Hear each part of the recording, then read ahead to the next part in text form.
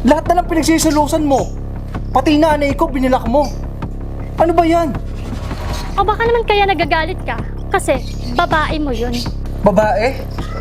Halos ikaw na nga humahawak ng cellphone ko eh. Nakikita mo na yung mga conversation namin, di ba? Kita mo naman yung mga tumatawag. Ano ba pinagsisilusan mo dyan? Alam mo, dahil sa'yo na-apekto na yung trabaho ko eh. Utak pang praning yan eh. Alam mo, kailangan magpalusot. Kung yari may pa-meet up pa, baka naman sa motel lang talaga ang punta nyo. Idadahilan mo pa yung longganisang yan, yung order na yan.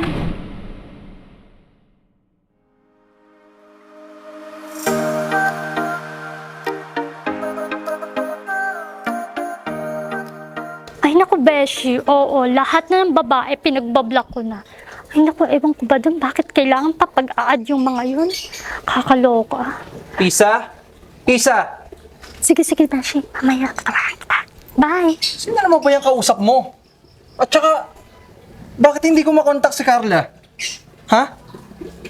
Ginalaw mo na naman to, no? Oh, ano naman yun sa'yo? Ha?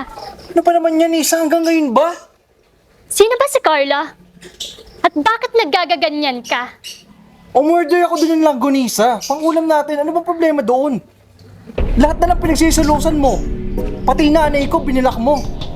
Ano ba yan? O baka naman kaya nagagalit ka kasi babae mo yun. Babae? Halos ikaw na nga humahawak ng cellphone ko eh. Nakikita mo na yung mga conversation namin, di ba? Kita mo naman yung mga tumatawag. Ano ba pinagsisilusan mo dyan? Alam mo, dahil sa'yo na-apekto na yung trabaho ko eh. Utak pang praning yan eh. Alam mo, kailangan magpalusot. Kung yari may pa-meet up pa, baka naman sa motel lang talaga ang punta nyo. Idadahilan mo pa yung longganisang yan, yung order na yan. Umamin ka na nga.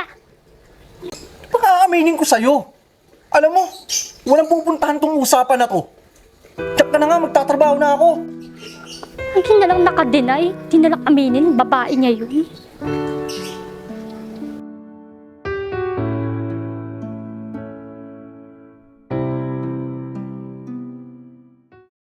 Ay nako, payday is my favorite day. Panigurado kakayaman kami nito sa labas. Saan na kaya siya? Hi Han, nandito ka na pala.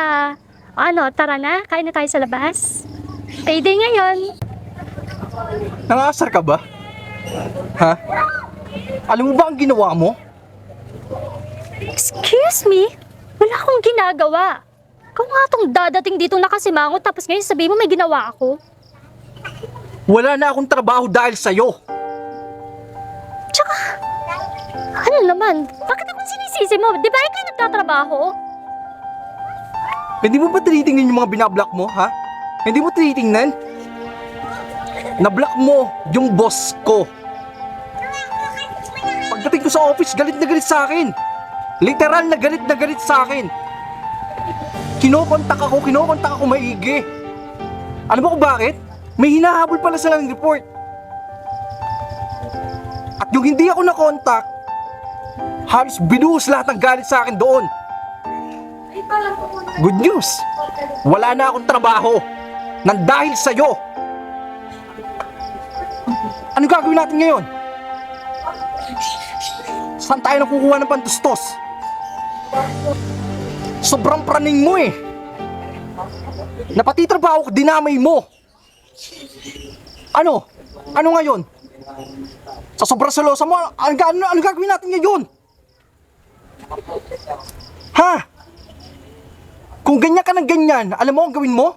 Ikulong mo na lang ako sa lintik na bahay na yan at ikaw ang magtrabaho. Nagmamagaling ka, di ba?